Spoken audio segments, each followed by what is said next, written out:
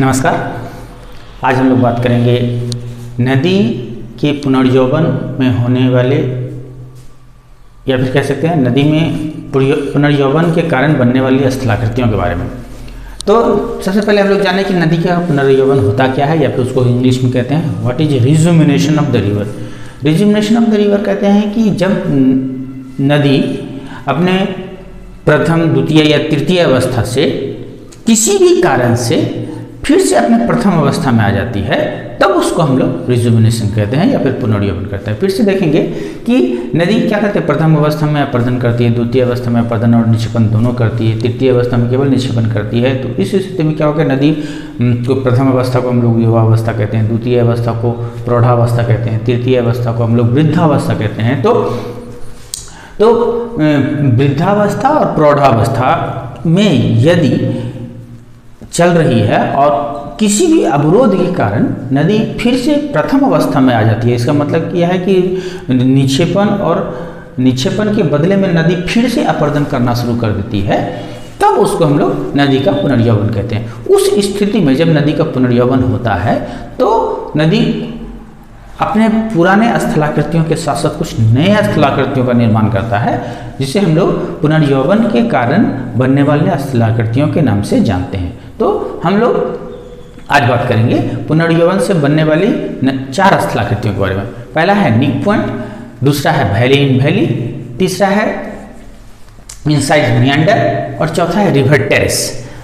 सभी यदि हम लोग रिवर का क्रॉस सेक्शन करें तो लॉन्गिट्यूडनल क्रॉस सेक्शन करें या वर्टिकल क्रॉस सेक्शन करें, दोनों स्थिति में यदि हम लोग क्रॉस सेक्शन समझ सकते हैं तो क्रॉस सेक्शन से इसको आसानी से समझा जा सकता है। तो सबसे पहले हम लोग बात करें निक पॉइंट के बारे में। हम लोग जानते हैं कि नदी प्रथम अवस्था में, द्वितीय अवस्था में, तृतीय अवस्था में एक घाटी का निर्माण करती है जो लगभग वी शेप होता है। ये बात हम लोग जानते हैं, लगभग वी शेप होता है। ये या फिर इस तरह से कहते हैं वी शेप होता है, ठीक है। नदी का जो घाटी होता है वी शेप होता है। अब देखिए, ये मान लीजिए कि यह जो आकार है नदी के घाटी का, ये द्वितीय अवस्था में या तृतीय अवस्था में घाटी का आकार। अब नदी फिर से प्रथम अवस्था में यदि चली जाती है तो उस स्थिति में क्या होगा कि नदी का जो ये वर्तमान घाटी है, इसके अलावा एक और घाटी का निर्माण करेगी। वह घाटी इसी घाटी में बना हुआ होगा। मान लीजिए अब तो क्या है, नदी एक घाटी का निर्माण किया जो ये है, और उसके बाद पुनर्यौवन के कारण फिर से नदी अपर्दन करना शुरू करेगी कि नदी का फिर से कटाव होना चालू होगा। यहाँ पे एक बात और आपको समझा दें, बता सकते हैं कि पुनर्यौवन के में एक चीज़ होता है कि नदी के बेस लेवल में परिवर्तन होता है। मतलब बेस लेवल या तो नीचे की तरफ चला जाएगा या तो ऊपर की तरफ चला जाता है। तो जब नदी का बेस लेवल नीचे की तरफ जाता है, मतलब वर्तमान बेस लेवल से नीचे की तरफ उसका आधार तल हो जाता है, बेस लेवल हो जाता है, तब नदी क्या होता है, हम लोग जानते हैं कि नदी अपने बेस लेवल तक कटाई करता है। मान लीजिए कि नदी का बेस लेवल ये है ना, और बेस लेवल नीचे चला गया, तो नदी क्या है, इतना अब अलग से अपर्दन करेगी। तो उसके कारण क्या होता है, नदी का जो क्रिया होता है वो बढ़ जाता है। तो अब मान लीजिए कोई नदी है जिसका घाटी ये है और बेस लेवल परिवर्तन अर्थात कि पुनर्यौवन के कारण जिसका बेस लेवल नीचे चला गया है, उसके कारण नदी और काटना चालू करेगी। तो उस स्थिति में क्या होगा, नदी इस तरह से काटेगी। हाँ, जो वर्तमान घाटी ये था ना, अब वर्तमान घाटी क्या हो गया, ये हो गया। तो अब देखिए यहाँ पे ये एक संकीर्ण या फिर एक स्पष्ट डिफरेंस है, अलगाव है यहाँ इन दोनों, मतलब पुराने घाटी और नए घाटी के बीच में। ये हुआ नया घाटी और ये हुआ पुराना घाटी। ये जो पॉइंट है, ये मतलब नया घाटी, ये पुराना घाटी है और नया घाटी के बीच में इस तरह से स्पष्ट एक बदलाव दिखाई पड़ता है। तो ये जो पॉइंट है, जिसे हम यहाँ पे कह सकते हैं, ये जो पॉइंट है, इसी पॉइंट को हम लोग निक पॉइंट कहते हैं। मतलब वह बिंदु जहाँ पर नदी की पुरानी घाटी और नदी की नई घाटी का मिलन होता है, उसी जगह को हम लोग निक पॉइंट के नाम से जानते हैं, ठीक है। अब देखिए, बस यही चीज़ है। और दूसरा चीज़ क्या है, अगला है वैली इन वैली। अब देखिए, एक पुराना वैली ये था, नदी का पुराना घाटी ये था, उसमें एक नई घाटी का निर्माण हुआ, तो इसको हम लोग वैली इन वैली कह सकते हैं। कैसे कह सकते हैं? एक पुरानी घाटी है, उसमें एक नया घाटी का निर्माण होता है। इस तरह से इसको आसपास ज़्यादा समझ सकेंगे। एक घाटी है नदी की, उसमें एक और घाटी का निर्माण होता है।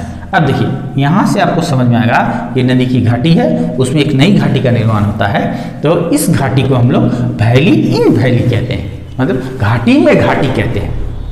समझ में आ गया बात? अब है रिवर टेरेस।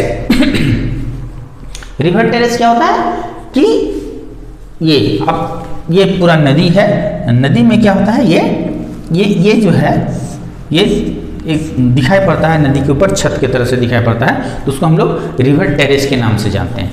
अब इनसाइज मियांडर, हम जानते हैं कि नदी अपने द्वितीय अवस्था में मियांडर्स का निर्माण करता है, विसर्पण का निर्माण करता है।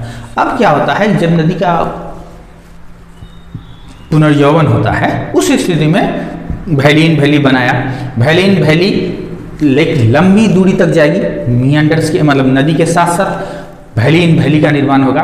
तो संपूर्ण वैली इन वैली जो दिखने में इस तरह से दिखेगा, पूरा मान लीजिए यही दिखेगा ना, ये पुरानी वैली है मान लीजिए, और इसमें एक नई वैली आया, तो यही पूरा वैली इस तरह से आगे बढ़ता जाएगा, आगे बढ़ता जाएगा, आगे बढ़ता जाएगा। जो इसमें बना हुआ है एक वैली है, उसके अंदर एक वैली है, यह वैली आगे नदी के लॉन्गिट्यूडनल प्रोफाइल मतलब लंबवत जो प्रोफाइल है उसके उसी के हिसाब से आगे बढ़ता चला जाएगा। तो एक मियांडर्स एक विसर्पण बनाती है नदी, उसके अंदर में फिर एक विसर्पण का निर्माण होगा। वह नया विसर्पण किसके कारण होगा? पुनर्यौवन के कारण होता है। इसको हम लोग इनसाइज मियांडर कहते हैं। ठीक है, तो आज हम लोग देखें कि नदी का जब पुनर्यौवन होता है तो घाटी के साथ साथ एक नई घाटी का निर्माण होता है जिसको वैली इन वैली कहते हैं, और नई घाटी पुरानी घाटी के मिलन बिंदु को हम लोग निक पॉइंट कहते हैं। ठीक है, और जो पुरानी घाटी है नई वाली नदी घाटी पर वो छज्जे की तरह दिखाई पड़ता है, इसलिए उसको रिवर टेरेस कहते हैं। और अंत में कहते हैं पुरानी घाटी में पुरानी नदी घाटी में एक नई घाटी ठीक उसी तरीका उसी दिशा में चलती है जिस दिशा में पुरानी नदी चलती थी, इसलिए उस घाटी के अंदर में एक नई घाटी जो मियांडर्स का रूप ले लेती है उसको हम लोग इनसाइज मियांडर कहते हैं। ठीक है, धन्यवाद।